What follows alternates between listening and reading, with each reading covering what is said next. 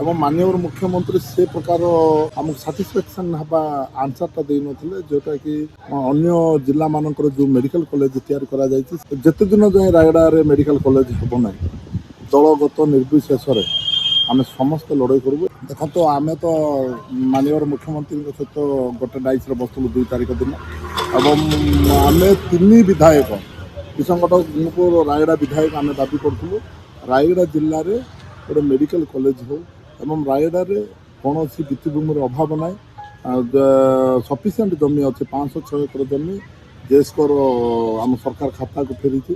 ସେଥିପାଇଁ ଆମେ ଦାବି କରୁଥିଲୁ ଆମ ମାନନୀୟ ମୁଖ୍ୟମନ୍ତ୍ରୀଙ୍କୁ, ଏବଂ ମାନନୀୟ ମୁଖ୍ୟମନ୍ତ୍ରୀ ସେ ପ୍ରକାର ଆମକୁ ସାଟିସ୍ଫ୍ୟାକ୍ସନ୍ ହେବା ଆନ୍ସର୍ଟା ଦେଇନଥିଲେ, ଯେଉଁଟାକି ଅନ୍ୟ ଜିଲ୍ଲାମାନଙ୍କର ଯେଉଁ ମେଡ଼ିକାଲ କଲେଜ ତିଆରି କରାଯାଇଛି ସେଠି କ'ଣ ଇନଷ୍ଟ୍ରୁମେଣ୍ଟ ଯାକ ନାହିଁ, ତାର ବ୍ୟବସ୍ଥା କରାଯାଉଛି ଏବଂ ଆଗାମୀ ଦିନରେ ନିଶ୍ଚିତ ଭାବରେ ହେବ ବୋଲିକିରି ଶେଷରେ ଆମକୁ ପ୍ରତିଶ୍ରୁତି ଦେଇଥିଲେ।